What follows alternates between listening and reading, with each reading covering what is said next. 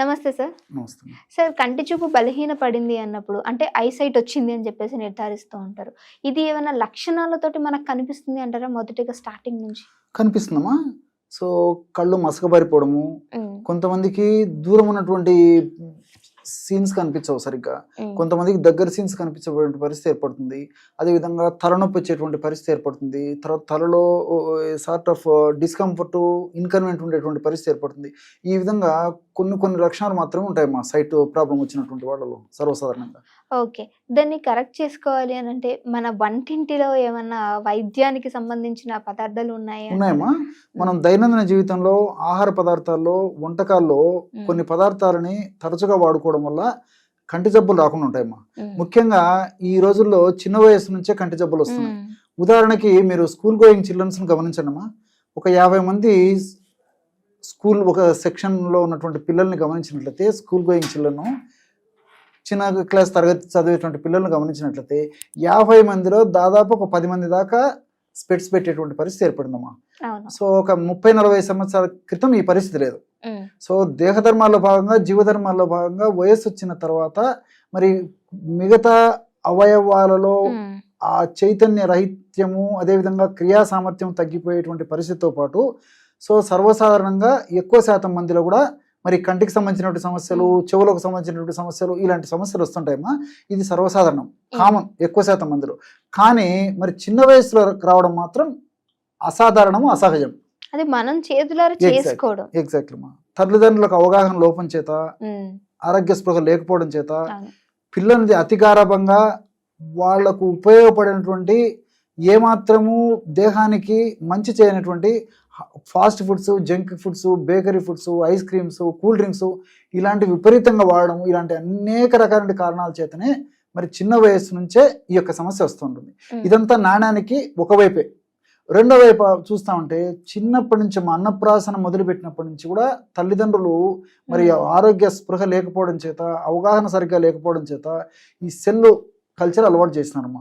So వాళ్ళకు బొమ్మలు చూపిస్తూ, ఆ సెల్ చూపిస్తూ ఆహారం పెట్టడము, తర్వాత వాళ్ళు ఏదైనా ఏడ్చినప్పుడు సెల్లో కొన్ని బొమ్మలు చూపించడము, సెల్ ఆడుకోవడానికి ఇవ్వడం, ఇలాంటి చేయడం వల్ల ఏమంటే మరి చిన్న వయస్సులోనే, ఎదిగే వయస్సులోనే కళ్ళు బాగా స్ట్రెయిన్కి గురయ్యేటువంటి పరిస్థితి ఏర్పడుతుందమ్మా. ఆ విధంగా స్ట్రెయిన్కి గురి కావడం వల్ల మరి అతి చిన్న వయస్సులోనే ఈ కంటి జబ్బులు రావడం మొదలైందమ్మా. దీనికి తోడు మరి పూర్వకాలం కంటే కూడా ఈ కాలంలో విపరీతంగా చిన్న పిల్లలకు కూడా విద్యాపరంగా కూడా స్ట్రెస్ ఎక్కువైపోయింది. సో స్కూల్ రావడానికి ఇదొక కారణం, ఎగ్జాక్ట్లీ ప్రధానమైన కారణం అని చెప్పుకోవచ్చు. సో స్కూల్లో స్ట్రెస్ అయిపోతుంది. మళ్ళీ ఇంటికి వచ్చిన తర్వాత కూడా వాళ్ళు ఏదో ఫర్ ఎగ్జాంపుల్ 6కో 5కో వస్తే రాత్రి 8 దాకా 9 దాకా చదువుకోవాలి. మళ్ళీ ఉదయం లేచినప్పటి నుంచి చదువుకోవాలి. మళ్ళీ బుక్స్ రాయడము, చదవడము ఈ టెండెన్సీ వల్ల ఏమంటే కళ్ళకు టూ మచ్ ఆఫ్ స్ట్రెయిన్ కావడం వల్లనే కంటికి సంబంధించిన జబ్బులు వస్తున్నాయమ్మా. ఇన్ జనరల్ నేను చెప్తున్నానమ్మా. సరే, ఈ ముఖ్యంగా ఈ చిన్న వయసు వాళ్ళలో వచ్చేటువంటి సమస్యలు ఎక్కువ శాతం మంది ఇలాగే జరుగుతున్నాయి.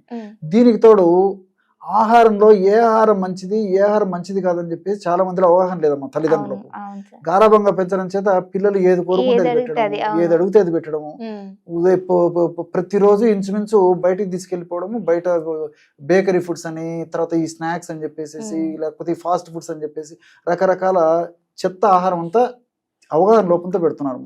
అలా కాకుండా ఆహార విధి విధానాల్లో మార్పు చేసినట్లయితే మరి చిన్న వయసులోనే ఈ కంటి జబ్బులు రాకుండా ఉంటాయి.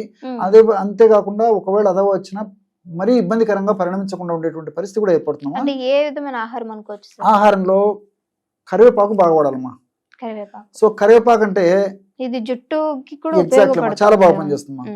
అదే విధంగా కరివేపాకు అనేసరికి పెద్దలు కూడా చాలా మంది మనం ఆహార పదార్థాల్లో, వంటకాల్లో, పులిహోరలో, దద్యోదనంలో, ఆ కూరల్లో కరివేపాకు వేసినప్పుడు ఏరు పారేస్తుంటారమ్మా. అది క్షేమదాయకం కాదు, ఆరోగ్యదాయకం కాదమ్మా. అవగాహన లోపం చేత ఆ విధంగా చేస్తారమ్మా. సో చిన్నపిల్లల విషయంలో మరీ ఉంటుందమ్మా. మీరు బాగా గమనించండి.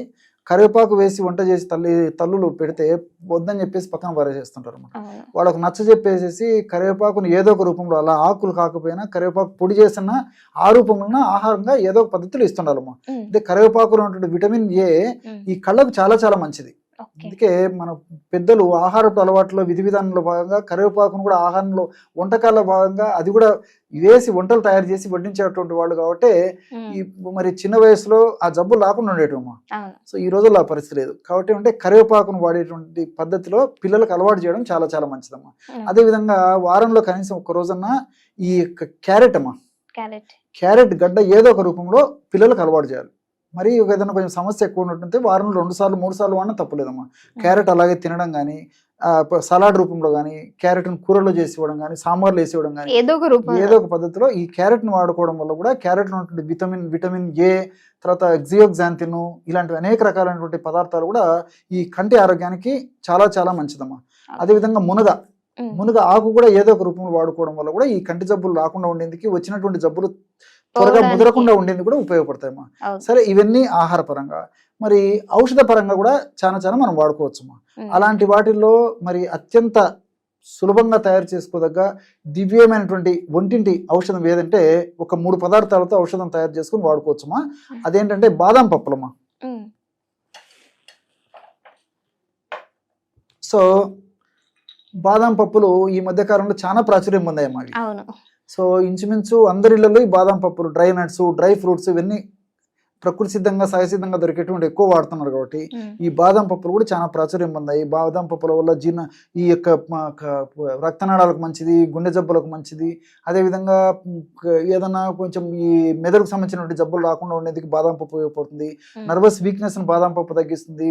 తర్వాత మోకాళ్ళ నొప్పులను బాదం పప్పు తగ్గిస్తుంది. తర్వాత ఈ చర్మానికి సంబంధించిన జబ్బులున్న బాదం పప్పు తగ్గిస్తుంది. ఇలా చాలా చాలా ఉన్నాయమ్మా దీనికి సంబంధించి. Exactly one for many.